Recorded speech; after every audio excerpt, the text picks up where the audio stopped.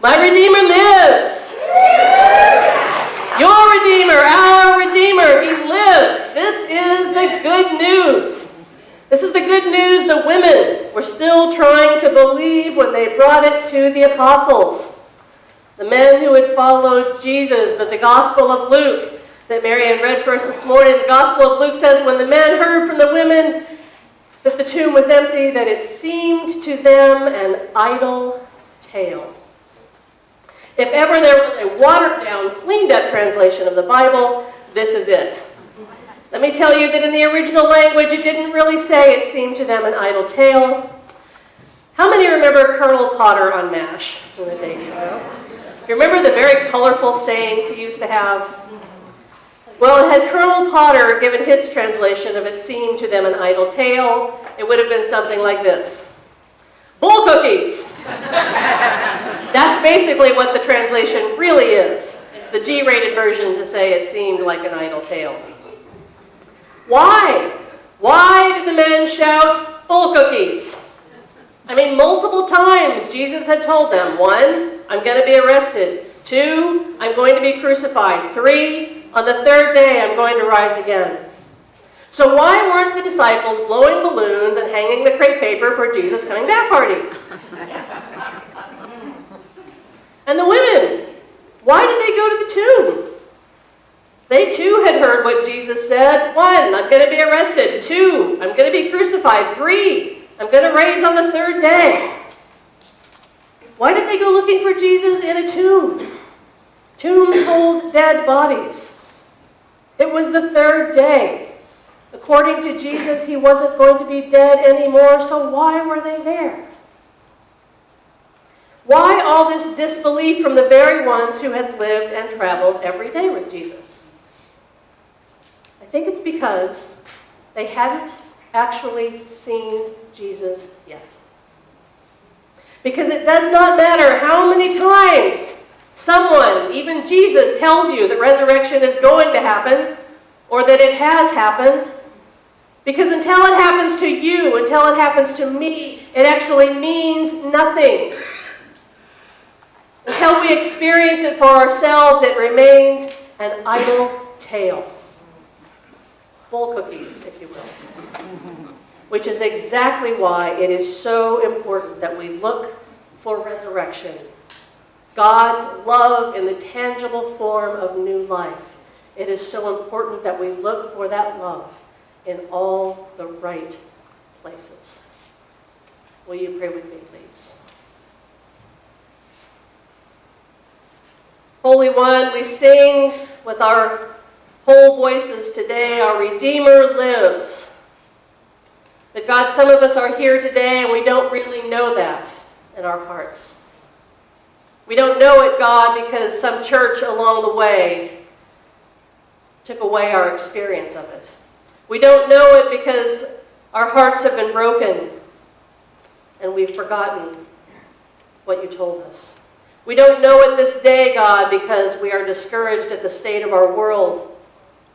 Or maybe just because in this moment we're overwhelmed and resurrection feels as far away as it could possibly be. Or God, maybe we knew resurrection at one time, but we have forgotten.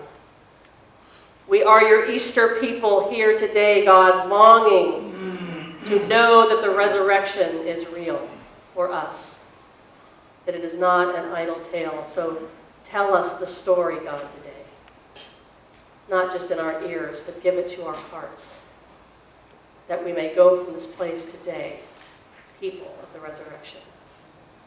And may the words of my mouth and the meditations of all of our hearts glorify you now and always. Amen.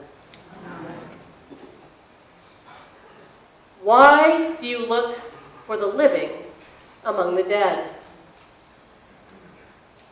These are the words that the two beings, angels, if you will, who were in dazzling clothes. They were in the tomb when the women arrived. This is what they said to the women.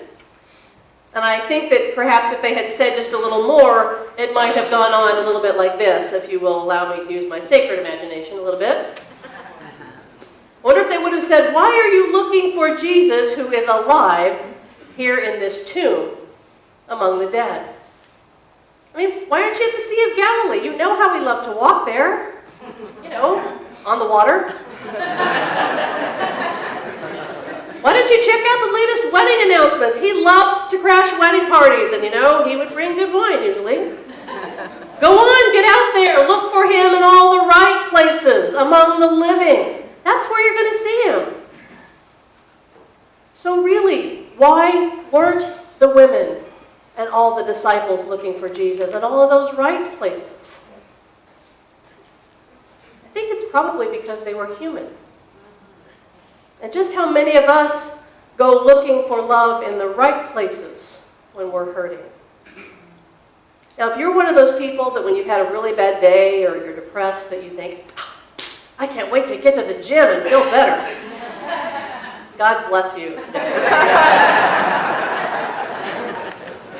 I confess I am not one of those people. Am I, honey? Yeah. Of course, even when I'm happy, I don't want to go to the gym. But those poor, broken human beings were out there looking for life amid death because they were shattered, demolished. Why go looking for love when it has been murdered before your very eyes? They were devastated, utterly demolished by their grief, probably by PTSD. And how betrayed must they have felt? Jesus had said he was never going to leave them. How could he have allowed himself to be taken away from them like that? When someone you love dies, it doesn't make any sense, but you're mad at them? How could they have done that? He had said he would always be there. He lied. And how terrified were they? Many of them were behind locked doors, hiding from the Roman authorities, because, they had been hanging out with that rabble-rouser Jesus, and look what happened to him. They were grief-stricken, betrayed, terrified, devastated. They could have made the choice to turn to one another, but they didn't. If they had, maybe they could have helped each other remember what Jesus had told them about the third day. But instead, the men were behind locked doors. The women were stumbling alone in the dark to the tomb, carrying pounds of spices and even heavier sorrow. Let's face it, they were looking for the living among the dead because they just couldn't bring themselves to do anything else. Don't we do the same thing? When we're devastated, or struggling, or in pain, or angry, or betrayed, terrified. We go looking for the living among the dead. We go visit the tomb. You know that tomb? The one you go into with the remote control in one hand and the pint of Ben & Jerry's in the other? With all the shades drawn? Or maybe your tomb looks like your office cubicle where you work too much. Or maybe it looks like the casino where you gamble too much. Sometimes we dig tombs and bottomless graves with our anger that's big enough to move earth, trying to bury the heartbreak underneath our rage. Or, maybe we invite our undertaker friends over to visit. You know them, Jim Beam, Mr. Smirnov and his girlfriend Tina.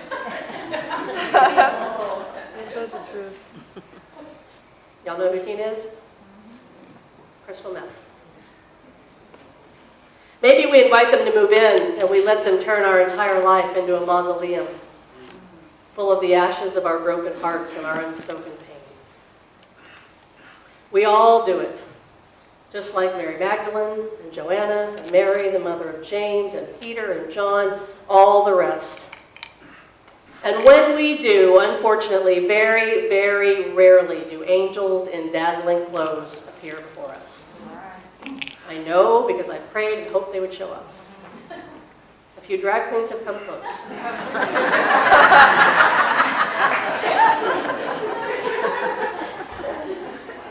But very rarely do they show up in our tombs and our graveyards and our mausoleums to say, Lea, why are you looking for the living among the dead? don't show up, so maybe we just stay in the tomb. Maybe sometimes we might push ourselves out of the tomb to kind of squint in the daylight and go to this place called church and hear about this quaint and rather abstract, old-fashioned, churchy little thing called resurrection. But it doesn't really mean anything. This is why, my friends, I don't think it matters today how many times we sing Alleluia on this Easter day. It won't make any difference, because talking about the resurrection of the living Christ in general means nothing until the love of that living Christ is experienced in the particular and the personal. Yes. I know that I could stand up here and go on and on. I mean, I could, because I'm a preacher. I do. I could stand up here and I could go on and on about the Christian doctrine of the resurrection. And I could quote scripture and theology and creeds until the cows come home to prove beyond all doubt that the resurrection of Christ really happened. And you know what? It wouldn't matter one bit. Because resurrection is not discovered in impossible to prove fact. It is found in impossible to deny experience. Resurrection is only real when it actually happens to you and to me. Now, I'm not talking about the life after death part. That part is a mystery, and oh, I wish it wasn't my life. My job would be so much easier if it wasn't a mystery. But it is, and it always will be. That part is as much a mystery as what really happened to Jesus on that third day and how it happened. It will always be a mystery. I'm talking about the experience of resurrection, of life renewed, of God's love rolling the stones of death away from our tombs so we can be free right here, right now, because that is what really matters. It's called abundant life, and it's why Jesus came to be with us in the first place. Amen. So let's talk about the resurrection happening now, today. Because resurrection is always God's will for our lives. Not someday, but right now. We die too many deaths every day to not experience resurrection just as much. And I think the church, capital T, capital C, has forgotten this. And they wonder why people are leaving it in droves. That churches that force their people to look for the living among dead worship and dead values gives nothing of the resurrection to its people. Lea Brown, a wonderful author, has written that we are hardwired for connection. We are made in the image of God, who is a God of connection, a God of relationship. All throughout the Gospel of Luke in particular, Jesus is working to bring people together to show them that wholeness comes in being together. So of course the angels in Luke's Gospel, the only Gospel that mentions these particular angels who say these particular words, of course these are the ones who say, "Go look among the living." If you want to find out what really happened and what's happening right now. We can keep on looking among the dead if we want. We can hear about North Carolina and the horrific law that state just passed, barring any city or town in that state to pass legislation protecting LGBT people. We can hear about that, and we can decide that we believe everyone believes that and run into our closet and slam the door.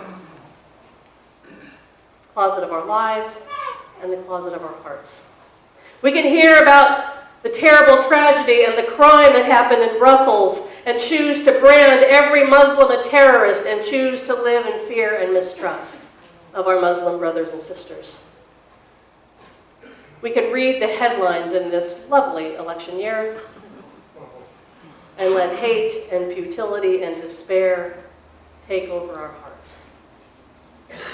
Or we can go looking for love, resurrection, among the truly living. We can go and find love in all the right places. I found resurrection very recently in this room, this past Friday night. It was Good Friday. Now, Good Friday service might seem to be the absolute most unlikely of places one might find resurrection. Who goes to a Good Friday service to find resurrection? But I was reminded that that's how resurrection works. It shows up in our deepest pain. And at our Good Friday service, we had the chairs in a circle, and we had a big cross on the floor surrounded by candles, and we had different testimonies from the congregation of people sharing their experiences of crucifixion.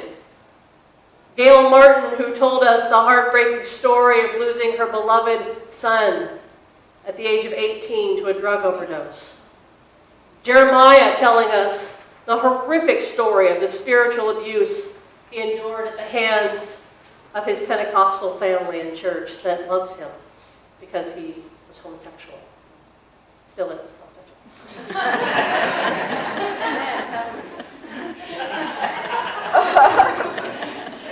We heard Reverend Marion's story, that feeling of abandonment when you lose your parents, but how their lives inspired her life of faith. We heard Tom Bork. Raise your hand, Tom. Tom, who's lived with HIV many years, who has courageously come out about that, who shared with us the story of an African-American woman who's been living with AIDS for over 30 years. It was her story of just absolute agony and exhaustion and just being tired of being tired and sick with AIDS. And because they were courageous, because they made themselves vulnerable, because they were willing to endure the crucifixion again, so that we could connect our suffering with theirs. The service just opened up, and we sat around the cross, and we prayed, and we lit candles. Who was there? Was it one of the most powerful worship experiences you have ever had? Yes. That is how resurrection happens. When we choose to be together and be vulnerable and speak our truths and share our pain and tell our stories. That's when it happens. We can choose to put ourselves in places over and over with people who love, who are vulnerable, who serve, who give of themselves, who sacrifice for others. We can go looking for resurrection among the living, not the dead. We can go looking for each other. And of course, because this is Easter Sunday, and I know some of you, this is the day I'll get to see you this year, so of course I have to say, come back. We have powerful worship experiences a lot. The kind that can help you experience resurrection in the moment for real. But whether or not you come back, find it somewhere. Find it in the recovery community. Find it wherever it is people are telling the truth with compassion and grace. Tell it wherever people are serving and healing and giving of themselves. Because there is no way you can go to those right places that are filled with living, loving, giving people and not find the resurrection for yourself. When we choose one another, the divine magic happens. I told Sarah Helen this morning that I realized that this is my 11th Easter to preach as a senior pastor. And in all of those 11 Easters, I don't think I have ever told a dog story on Easter. How horrible. I know, it's terrible, isn't it? So I think it's time. I'll close with this story. This is about a little being by the name of Simca. There she is. Oh, look at her. A girl. So I love Sarah Helen first and most. Simca second. Simca is a little rescue dog I got when I was pastoring in Wichita Falls, Texas. And I got her because I was losing my mind with loneliness. When you are the single, because this was before SH. Yes. I was single time. When you are the single professional lesbian pastor in Wichita Falls, Texas, you are very alone. And I was losing my mind, and I went to a rescue shelter, and I got her, and I named her Simca. Simca means joy in Hebrew. And she has been our great joy ever since. She's almost 10 years old. And Simca, wherever I go, there she is. in the house. It doesn't matter what room I'm in, there she is. Except when Sarah Helen's there, and then she wants to be wherever Sarah Helen is too. And the poor little thing, because as you can tell, she's got some border collie in her, she is a born herder. So she is constantly trying to get both of us in the same room together. As we say at our house, Simca is happiest when all three of us are in the same square foot. But it doesn't matter where we go, there she is. And all she wants is to be with us. That's it. She just wants to lay down and go to sleep where we are. If I'm sad, she wants to be right there. If I'm working, she wants to be right there. If I'm happy, she wants to be right there. If we're grouchy, she wants to be right there. If we're binge watching Downton Abbey, she wants to be right there. Well, maybe she really wants the popcorn, but she does want to be right there. She just wants to be with us. Now, I know that not everyone is a dog person, and I know that cats have their unique ways of loving. I love cats. I'm allergic to them, so we don't have one. But dogs, I know, they just want to love by simply being present. To be with you no matter what. What if we sought each other out like that? What if we didn't pick up the remote in the Ben & Jerry's? What if we didn't hide at work or in the casino? What if we didn't hang out with Jim and Mr. Smirnoff and Tina? What if instead, every time we were in pain, we just wanted to be together? What if we were happy and we just wanted to be together? What if we chose not to go to the tomb, but to go to one another? What if the disciples and Mary had gone to each other after the crucifixion? It wouldn't have kept the crucifixion from happening. But in the depth of their grief, maybe one of them might have said, hey, didn't he say something about coming back?